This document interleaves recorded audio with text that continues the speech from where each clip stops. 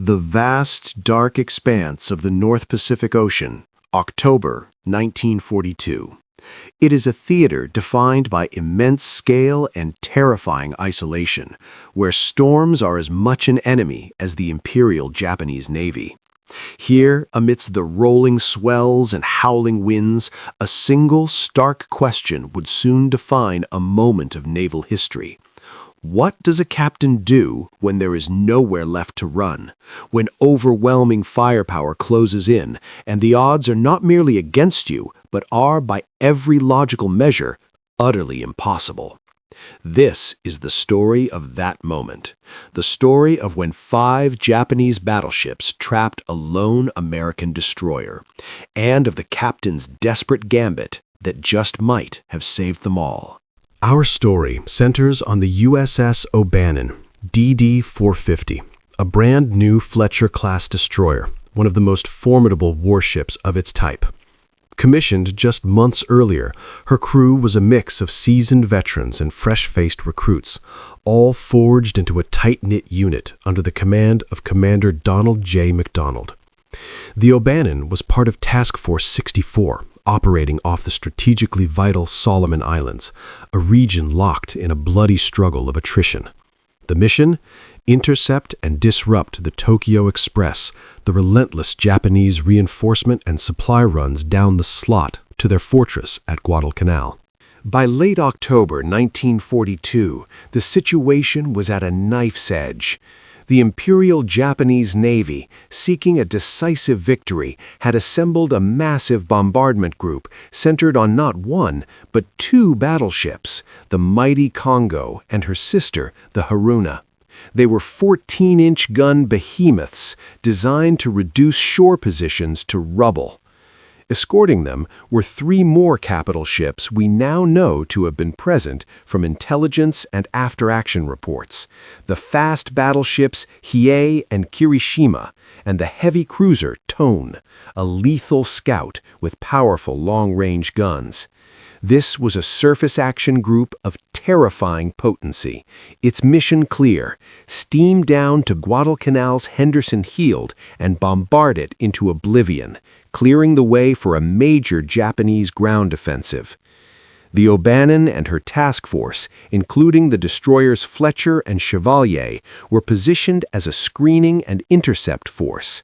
They were David to a potential Goliath, but even in their most pessimistic assessments, they expected enemy cruisers and destroyers. The idea that the heart of the Japanese battle fleet, 5 capital ships, including multiple battleships, would be bearing down on them in the black of night was a nightmare scenario no one had fully entertained. The night of October 25th was moonless, the darkness over the water near Cape Esperance almost absolute, broken only by the faint whitecaps of a rising sea. Aboard the O'Bannon, radar operators watched their glowing green screens, the ship's most critical advantage in night combat. At 2327 hours, a contact, then another, and another. The shapes that resolved on the screen were not the compact returns of destroyers. They were large, massive, and there were too many of them.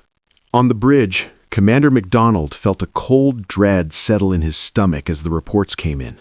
The range was closing rapidly. Through powerful naval binoculars, lookouts soon confirmed what radar suggested. Silhouetted against the slightly less dark horizon were the unmistakable pyramid-like superstructures and long, menacing hulls of Japanese battleships. Not 1, 2, 3, 4, 5. The Kongo and Haruna led the formation, their main battery turrets trained ominously forward. The Hiei, Kirishima, and Tone followed in line, a wall of steel and artillery capable of throwing over 40,000 pounds of high-explosive shell in a single devastating broadside.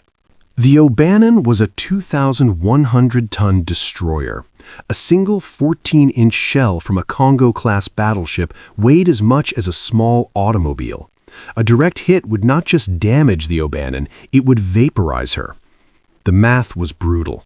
The 5 enemy ships mounted a combined total of over 30 main battery guns, all far larger than the O'Bannon's 5 5-inch mounts. The American Task Force commander, facing this horrifying reality, made the only sensible decision: turn away, break contact. Survival was the only objective. The three American destroyers twisted in the water, making smoke and pouring on speed, aiming to melt back into the protective darkness. For nearly 20 minutes, it seemed they might escape undetected. The hope was a fragile thing on the bridge of the O'Bannon. But at 23:52 hours, that hope shattered. A Japanese searchlight from the cruiser Tone stabbed through the night, a brilliant, blinding finger of light. It swept the water, hesitated, and then locked onto the O'Bannon. In an instant, the lone destroyer was illuminated as if on a stage.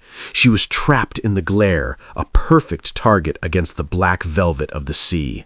Every gun on the starboard side of the entire Japanese line would now be training on that single, starkly lit hull. Time seemed to compress and stretch all at once aboard the O'Bannon. The metallic smell of fear was palpable. The blinding searchlight beam was more than just light. It was a physical weight, a sentence of death. They were cornered. To their port side lay the treacherous enemy-held coastline of Guadalcanal. To starboard, the open ocean was now a shooting gallery, dominated by 5 juggernauts. Running away in a straight line would turn their vulnerable stern to the enemy, a longer target for the battleship's gunners.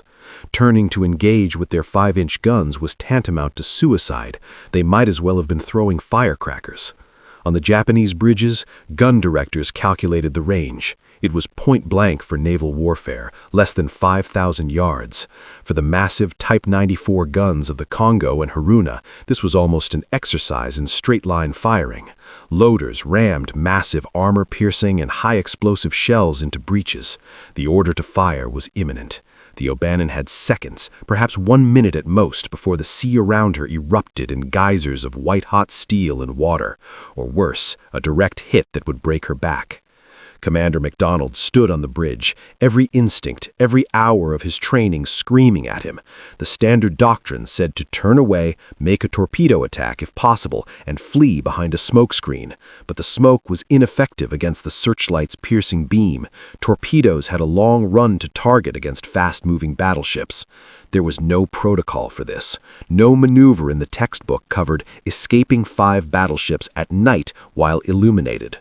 The deafening silence before the storm was broken only by the roar of the O'Bannon's own engines and the frantic reports from Combat Information Center. "Range holding steady. They're on us, Captain." The faces of his young sailors flashed in his mind. The responsibility for 273 lives rested solely on his next command. It was in this crucible of absolute crisis that Commander MacDonald's gambit was born. A counterintuitive, almost insane flash of insight. If he could not outrun the searchlight, and he could not fight the guns pointed at him, he had to change the geometry of the fight entirely. He had to make the enemy's greatest strength, their massive turreted main batteries, a temporary liability.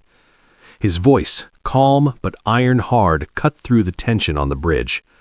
"All engines ahead flank, right full rudder. Steer directly for the Tone. Point your bows at the searchlight." A moment of stunned silence followed. Sailors exchanged glances.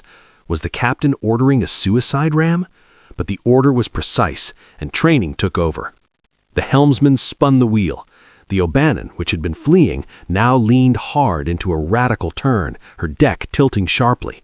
She ceased being a target running away and instead became a projectile hurtling directly toward the heart of the enemy formation, specifically toward the cruiser Tone, whose searchlight held her. This was MacDonald's gambit. He was exploiting a fundamental limitation of large naval guns of that era. Their turrets, while powerful, could not depress to fire at extremely close-range targets directly ahead or astern.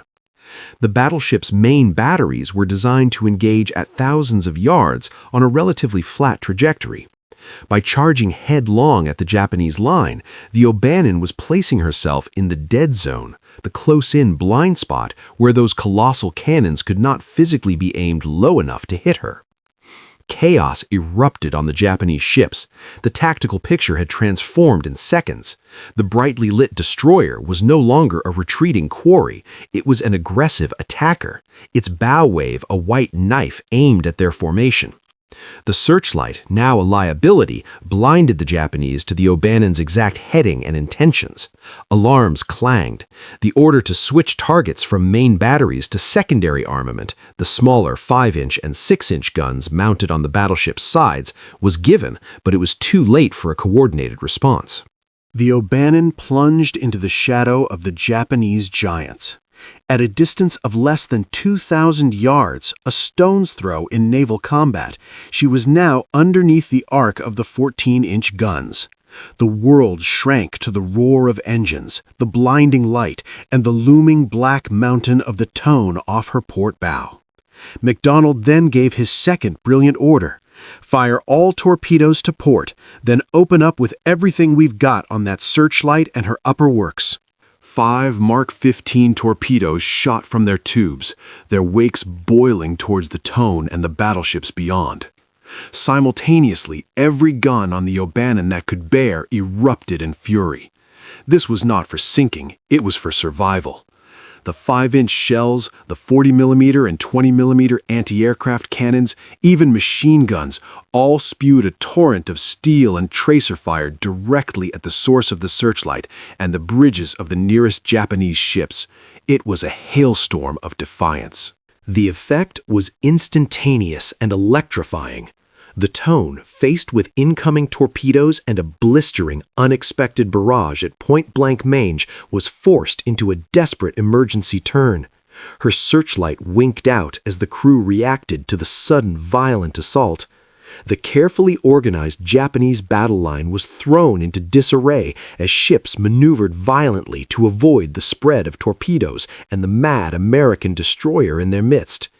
In the confusion, the O'Bannon, still at flank speed, completed her charge, slicing through the enemy formation. She emerged on the other side of the line into the open darkness from whence the Japanese had come. She was now on the disengaged side of the enemy fleet. The trap had been shattered from the inside. As the O'Bannon vanished into the night, a profound silence fell over her decks, broken only by the heavy panting of men and the steady thrum of her engines. The Japanese battleships, their bombardment mission compromised and their formation scattered, did not pursue. They continued on toward Guadalcanal, though their bombardment that night would be less effective due to the disruption. The O'Bannon had escaped without a single casualty. Not one man was wounded. Not one shell from those 5 battleships had found its mark. Post-war analysis of Japanese records confirmed the audacity of the escape.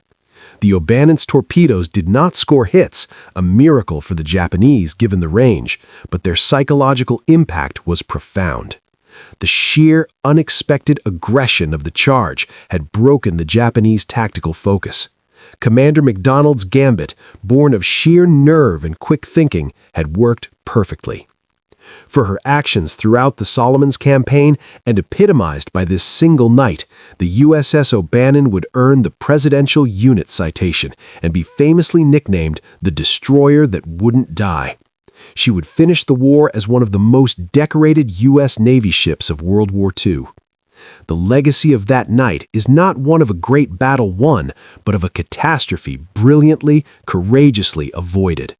It is a masterclass in command under pressure, a testament to the idea that when faced with impossible odds, the human mind can find a solution where none seems to exist.